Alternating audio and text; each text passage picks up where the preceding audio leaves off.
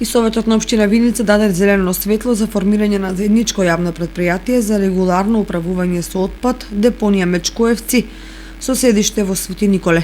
Во ова регионално предпријатие ќе се собира отпадот од 18 општини: Штип, Карбинци, Кочани, Виница, Берово, Делчево, Македонска Каменица, Чешиново, Блешево, Зрновци, Пехчево, Пробиштип, Куманово, Крива Паланка, Ранковце, Кратово, Липково, Старо Нагоричане и Свети Николе. За формирање на ова предпријатие неопходните 3 милиони денари ги обезбедуваат општините пропорционално согласно бројот на жители.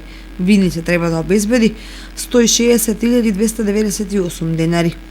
Во ова предпријатие ќе се собира безопасен отпад, ќе се обработува и отстранува безопасен отпад, ќе се демонтира кршот, ќе се обновуваат посебно издвоените материјали, а како приоритетна дејност ќе биде обработка и отстранување на безопасен отпад.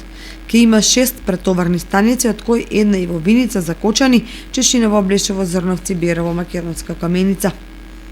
Со сопствени средства од буџетот ќе се кофинансира изградбата на пристапниот пат до земјоделските површини место викано Доброва со средства во износ од 290.550.000 денари.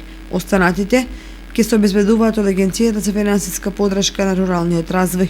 Советот на општина Виница даде поддршка за апликација на проектот енергетски ефикасен објект, пристапен и достапен за сите, со кој треба да се овозможи изработка на техничка документација за енергетска ефикасност на целиот објект на општинската зграда со замена на фасада, реконструкција на кров, поставување на лифт и нов систем за грејење.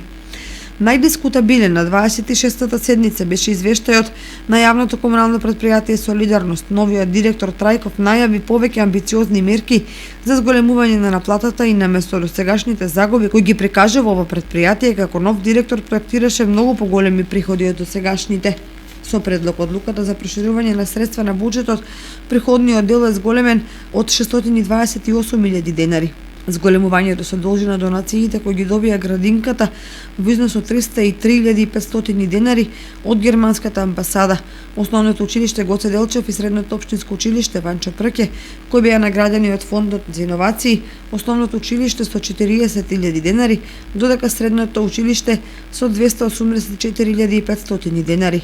За организиран дочек на новата 2020 година, Советот на општината одобри 200.000 денари за украсување на градот и населените места, како и за новогодишни подароци.